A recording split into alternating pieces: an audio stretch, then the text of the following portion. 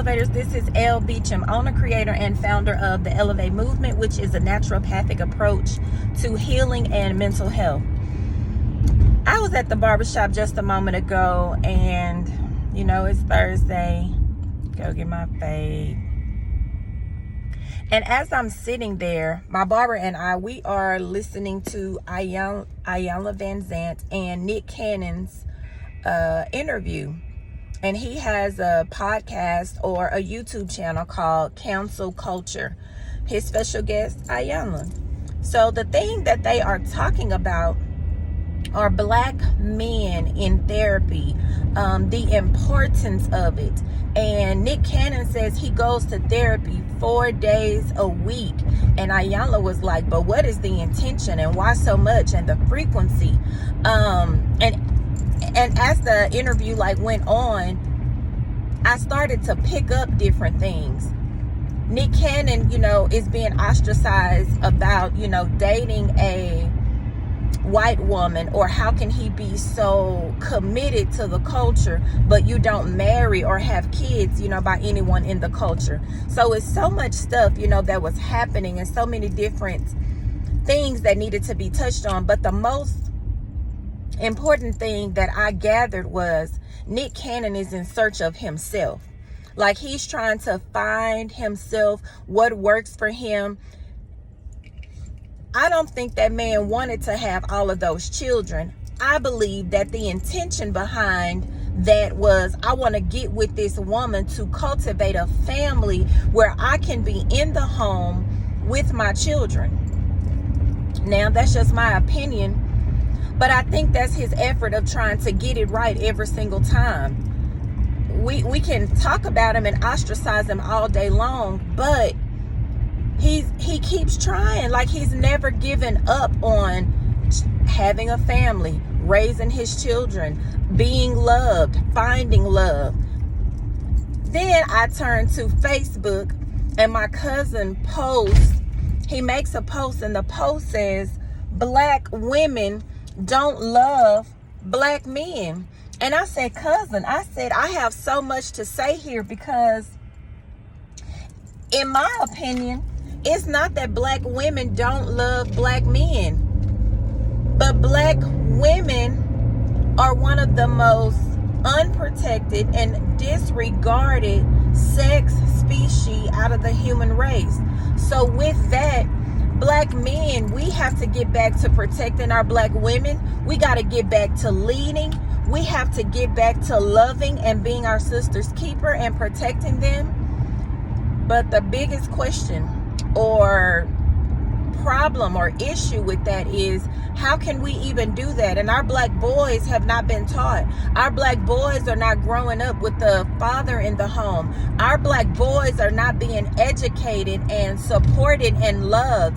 Our Black boys are not being taught with how to sit with themselves, and it's okay to have an emotional day. Our Black boys are not being affirmed and validated. Our Black boys that don't have all of these things grow up to be grown men, dysfunctional men, broken men, unhappy men, depressed men, but they turn around and get into these relationships with women who have also experienced some things. So here's the thing. It's a vicious cycle. How do we break the cycle? How do we become whole? How do we shift the energy? How do we shift the atmosphere? How do we be better human beings? How do we start loving? How do we start change? How do we start promoting change when we are broken, when we are crazy, when we need help, when we don't have a voice, when we lack the resources? How do we begin to do things differently without the resources, without the tools, without the knowledge, without the help, without the assistance, without the love, without the support? Like, this is a vicious cycle, and without it starting with us today, it'll be a never-ending saga. Like, we'll never get to the place that we're supposed to get to as a human race if we're not willing to start with ourselves, if we're not willing to be the catalyst for change. We got to catapult this thing. We have to be the ones that's willing to get out there, that's willing to get our feelings hurt, that's willing to have to do some explaining and moving differently. Like we have to be willing to do this because our counterparts may not know, our partners may not know, our friends, may not be willing to step outside the box, get into this thing like feet first, head first. So I didn't think that it was ironic that I saw the interview with Nick Cannon and Iyanla today, and then the post with, my cousin, and I just felt compelled to say something about it, because it may not be in this lifetime or this generation that the change happens, but we can. Like, moving forward, I've done some things in my life, but I want everybody that experiences me to know that I've given them some form of love, whether it was platonic or romantic. It may not have been the best version of myself, but I gave what I had at that time. That's what we have to do. We have to do the best we can. And right now, I just want to challenge us to be better. I want to challenge us to speak love and life into our life.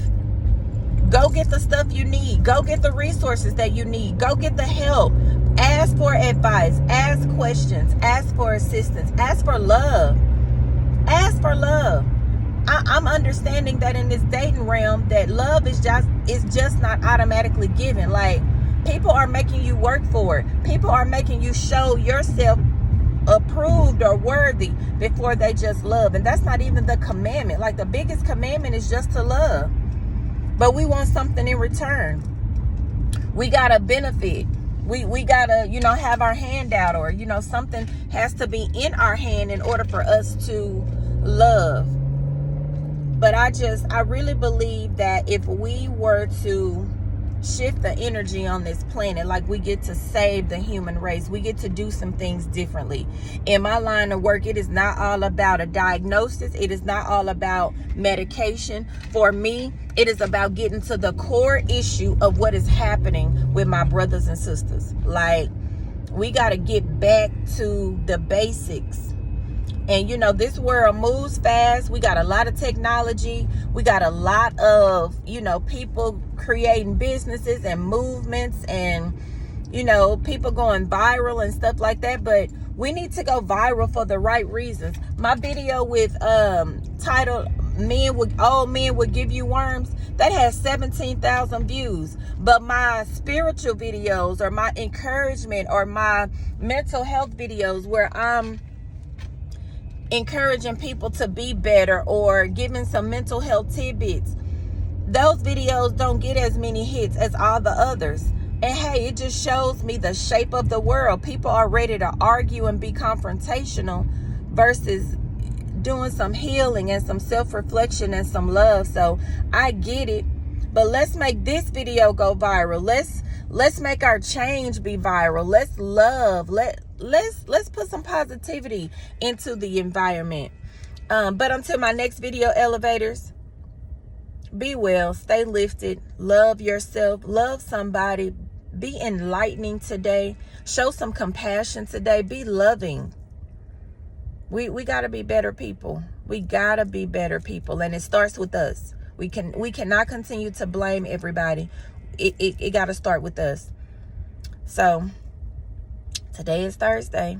It's my next video. It's my video that I'm posting for today. Like, that really, really struck a chord with me, because it's not that black women don't love black men, but our black men are not leading us. Our black men are not the head of the household. Our black men are not in the home with their children. Our black men are not leading by example. They don't have an example. How do we break this vicious cycle? Like, how do we do it? Women cannot raise men. They can't. They cannot.